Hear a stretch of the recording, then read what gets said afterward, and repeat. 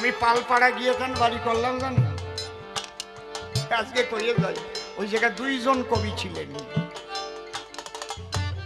কবির জাহাজ নকুল দত্ত মহাশয়, আর একজন ছিলেন কবি চূড়াম, ওনাকে কবি সুধাকরকে এরকম একটা কিছু বলতো, আমি জানি না। একদিন শুনেছিলাম হরিনাথ সরকার, চাই হরিনাথ, মারাত্মক সরকার ছিল ওই পালপাড়ায়। আমি দেখলাম এই পালপাড়ায় দুজন কবি ছিল।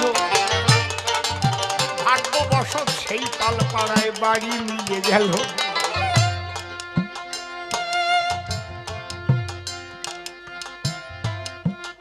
নকুলেশ্বর সরকার, আপনারা কেউ আছেন? নকুল বাবুর গান শোনা মানুষ এখানে কেউ আছেন? শুনেছেন? হাত ধরে দাঁড় করাই দিছি, ঘন্টা চারিখের নিচে আর নামবে না। বুড়োরে টানিয়ে ডললেও নামাতে পারতাম।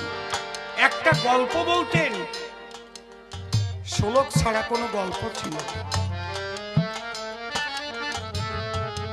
আত্মছিদ্র ন জনসী পরম ছিদ্র অনুসারিণী সারর্থে প্রতিহত্যা জলতিষ্ঠতি নগনিকা। প্রত্যেকটা যে কয়দিন সঙ্গ পেয়েছিলাম,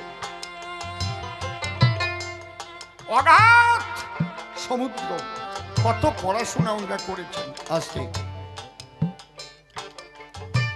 শোনো, এই যৌবন কালই হচ্ছে সর্বশ্রেষ্ঠ কাল। এই যৌবনেই হয় যৌবন মানুষের কাল, আবার যৌবনেই পায় নন্দলাল। যৌবন চলিয়া গেলে শুধু হাহুতাস, বৃদ্ধ বয়সে ঘন বহে শ্বাস।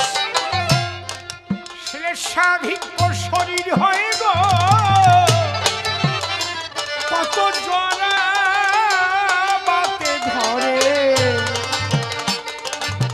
কাতরায় বুড়ো বুড়ি বিছানার।